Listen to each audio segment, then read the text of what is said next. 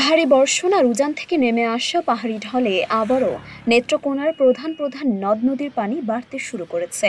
250টিরও বেশি design option নিয়ে Walton smart fridge, বোঝে আপনার প্রয়োজন। কংস নদের পানি জারিয়া পয়েন্টে বিপদ সীমার 15 সেন্টিমিটার ওপর দিয়ে প্রবাহিত হচ্ছে, আর উপতখালী নদীর পানি কলামাকান্দা পয়েন্টে বিপদ সীমার 5 সেন্টিমিটার ও সোমেশ্বরী নদীর পানি দুর্গাপুর পয়েন্টে 27 সেন্টিমিটার নিচ দিয়ে প্রবাহিত হচ্ছে। বৃষ্টি আর উজানের ঢলে জেলার প্রধান নদ নদীর পানি বেড়েই চলেছে। এখন পর্যন্ত সবগুলো নদীর পানি বৃদ্ধি অব্যাহত রয়েছে। প্রায় 13,000 হেক্টর জমি পানিতে তলিয়ে গেছে।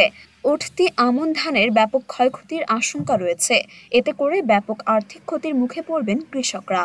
পানির বাড়ার কারণে আমাদের প্রত্যেকদিন বাইরে ভিজে স্কুলে যাওয়া যাইতেছে, আর অনেক রোগ জীবাণু হইতেছে। অনেক সমস্যা, মানে বাচ্চা কাচ্চা স্কুলে পড়া যাইতে পারে না, এর দিকে অনেক সমস্যা হয় বাচ্চা কাচ্চার। বন্যা তো অতিরিক্ত হয়নি, কষ্ট হইতেছে, বাচ্চা কাচ্চার কষ্ট হইতেছে, হাঁস মুরগের কষ্ট হইতেছে, অতিরিক্ত কষ্ট হইতেছে।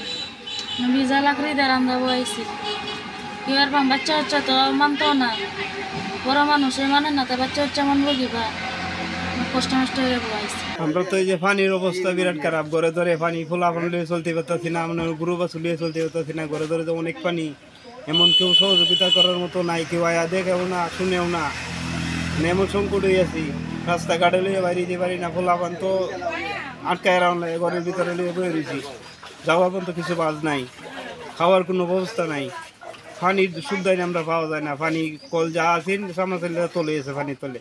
কংস ছাড়া জেলার প্রধান নদ নদী সোমেশ্বরী, মগরা ও ধনু নদীর পানি বৃদ্ধি অব্যাহত থাকলেও এখনো বিপদ সীমা ছাড়ায়নি।